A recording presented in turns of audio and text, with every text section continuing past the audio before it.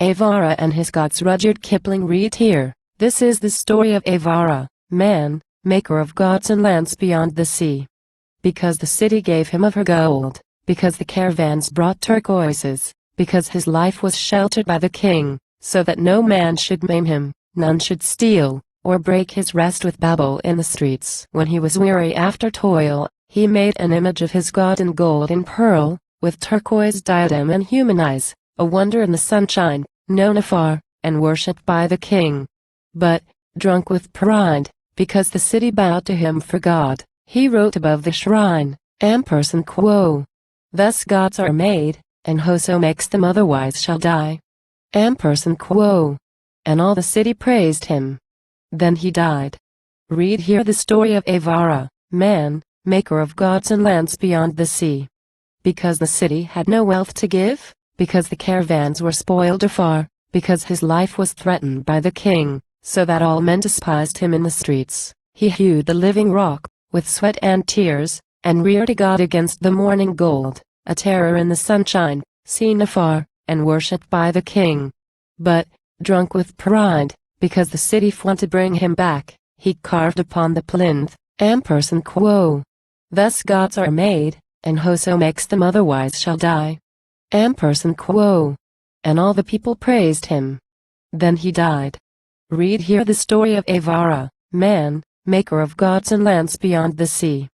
Because he lived among a simple folk, because his village was between the hills, because he smeared his cheeks with blood of ewes, he cut an idol from a falling pine, smeared blood upon its cheeks, and wedged a shell above its brows for eyes, and gave it hair of trailing moss, and plaited straw for crown.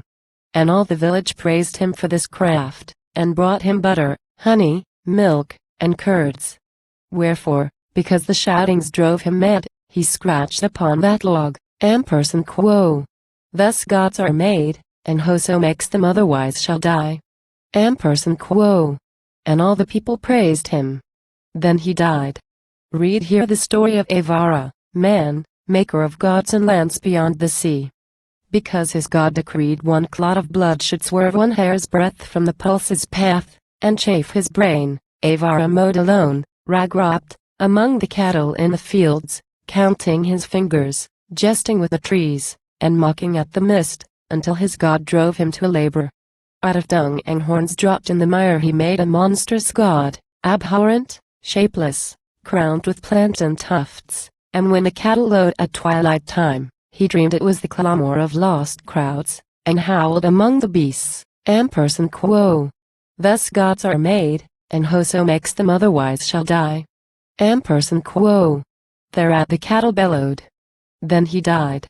Yet at the last he came to paradise, and found his own four gods, and that he wrote, and marveled, being very near to God, what of on earth had made his toil God's law, till God said mocking, Quo.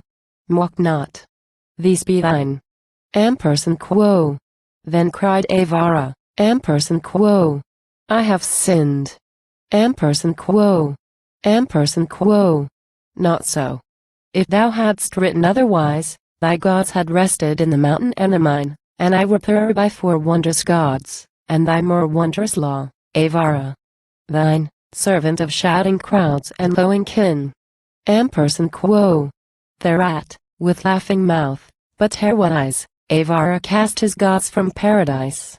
This is the story of Evarra, man, maker of gods and lands beyond the sea.